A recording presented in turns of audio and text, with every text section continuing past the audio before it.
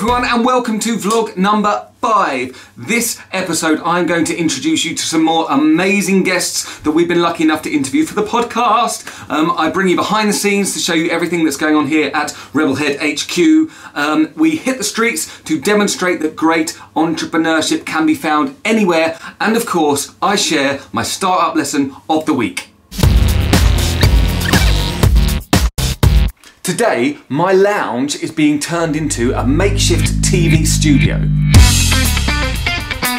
Welcome to my lounge!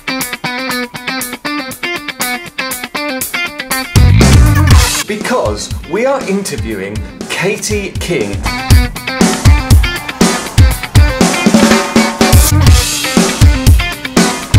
Katie is founder and managing director of Zudica's Consultancy, a company who help businesses move from being disrupted to being the disruptor. Katie has advised many of the world's leading brands and business people, including Sir Richard Branson, O2, Arsenal FC, Harrods, Accenture, Aston Martin, as well as advising for police federations, universities, startups and businesses of all shapes and sizes. She has delivered 2 TEDx talks.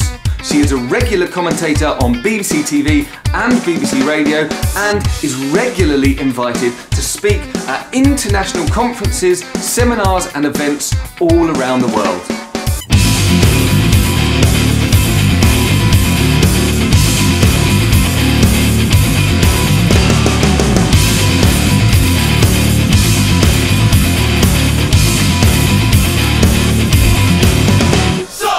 And I spoke to some amazing entrepreneurs from all around the world.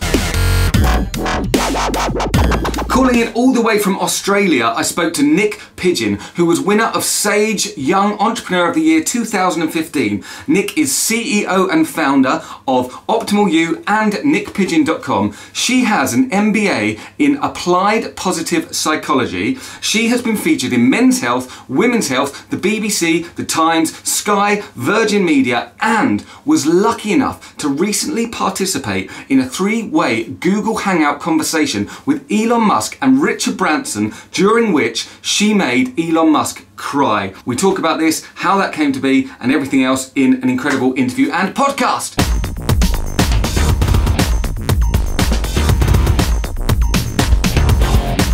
And from the centre of Paris in France, we spoke to Jean-Francois Chinetta, who is founder and CEO of Augment. Now, Augment are the world's leading augmented reality platform. They have clients like Coca-Cola, L'Oreal, Kellogg's, Samsung, many more. Jean-Francois, incredible engineer, incredible entrepreneur.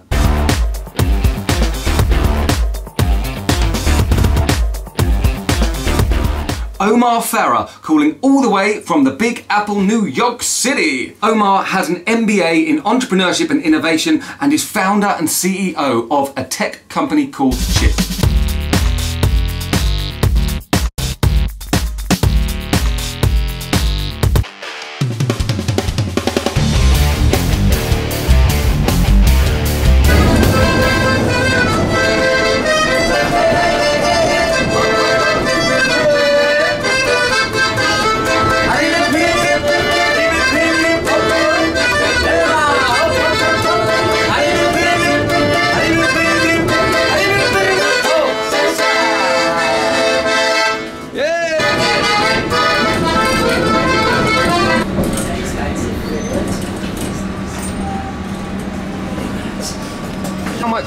How much have you made today? £20 like that. £20? Like it, and that's good just from coming in here and playing your music. Yes. Rebelhead.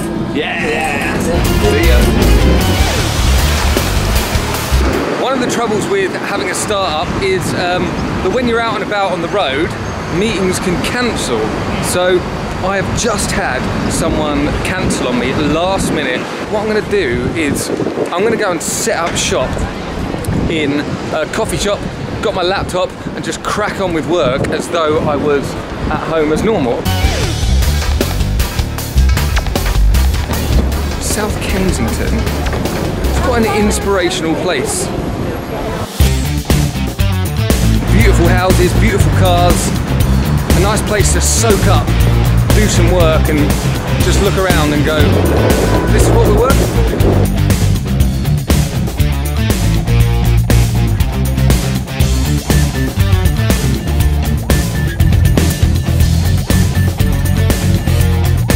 So I'm just on my way to interview Matt Lovett, who is the founder and CEO of Wow Media. Now, Matt actually started his first online business when he was only 13 years old. Quite true, quite incredible. He actually started selling sweets at school to fund his first website.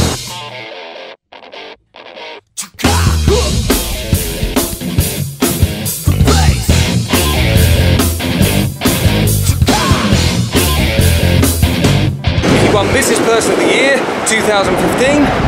He's met Richard Branson personally, who has praised him for his work in business, and he's been commended by the Daily Mail. Radisson Blu, southwest London, where Matt's down at an event, staying at this hotel, and we're going to go and have a little podcast.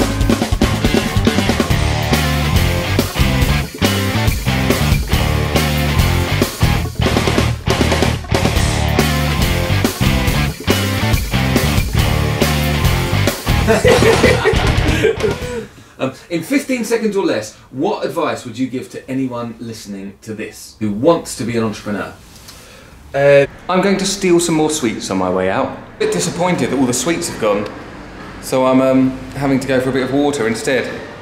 Would you like to have some sweets as well? I would love to have some sweets. Oh my god, I'll give you I was actually yay! She brought me sweets for you. Look. To make your trip more joyful. Bye. Thank you for staying. Bye. And that is the way to treat a guest. Or that is the way to treat someone coming to your hotel to record a podcast. Matt Lovett was great in that interview. He really opened up and we talked about his journey. We talked about his insecurities as an entrepreneur, the challenges he's had to face. He came across as an incredibly humble, very easygoing character, and he'd really sort of found his way into entrepreneurship very organically, and it's just a very interesting story, and he was a really good guest, so I look forward to you hearing the podcast.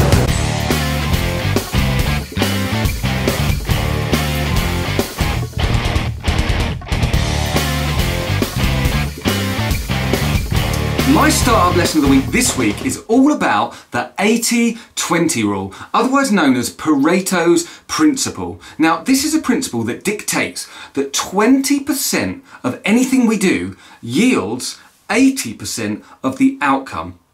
So this principle has been seen in nature, in science and physics, but also in economics, in business, and it's so relevant in the startup world. Now, it was a principle that was talked quite heavily about in a great book called The 4-Hour Workweek by Tim Ferriss. Now, anyone who knows me will know that I'm a massive fan of this book. I've read it several times and I highly recommend it to absolutely anyone because it's all about effectiveness. As a theory itself, the 80-20 rule is very easy to understand. It's very simple, but applying it to your own business and your own life is really very, very difficult. But I wanted to share it with you now, not just to reel off some cool business theory, but actually because I wanted to share a genuine example of how I have used it to make some key decisions over the last week or so. I am currently working 7 days a week, 14, 15, 16-hour days. And I'm not saying that as a badge of honor, I'm saying that to demonstrate that I'm essentially maxed out with time. There's very little more that I could possibly be doing. So the only way that I can actually ensure that I am being as effective as possible and not just being a busy fool is to actually look at everything I'm doing and identify which are the jobs, which are the tasks that are honestly having most impacts, the highest leverage jobs. Now, I was looking at everything I was doing: podcast editing, podcast recording, finding suitable guests, chatting with guests, back and forthing with schedules, vlog editing, vlog filming, social media, marketing, business plans, strategies, etc, etc. There's just so much to do. And I thought to myself, how can I possibly identify which of these elements, which of these tasks are the high leverage activity? So the only way I could do that was to take a step back and think, what is Rebelhead Entrepreneurs all about? And why do we exist? Why? That's the really important word. Why does Rebelhead Entrepreneurs exist? If you think about what we're doing, we are interviewing amazing, inspiring entrepreneurs and creators to extract secrets, stories, habits, mindsets and tactics that we as entrepreneurs can all use. Rebelhead Entrepreneurs is here to bring value to you guys, the Rebelhead Entrepreneurs audience. So I looked at absolutely everything that I was doing, and against every single task I would ask myself, does that directly bring value to the Rebelhead Entrepreneurs audience? And if the answer was no, then I would take that activity and put it to the side. I would also look at every single activity that was seriously labour intensive, that was zapping up big buckets of time, and I would put that to the side too. And I'd look at them and re-ask that question: does it bring value to the Rebelhead Entrepreneurs audience? And here's what I found. One of the things that ended up going in this bucket, in this pending bucket, was actually these vlogs. I started to ask myself, do these vlogs actually provide any value to entrepreneurs who are starting a business or want to start a business? The startup lesson of the week, maybe that does. Because if I am sincerely and genuinely just sharing my experiences as a brand new startup founder, as an authentic entrepreneur, and I talk to you guys about mistakes, about challenges, about things I've learned, then that could actually bring some value. But what about the rest of it? You see, these vlogs take a serious amount of time.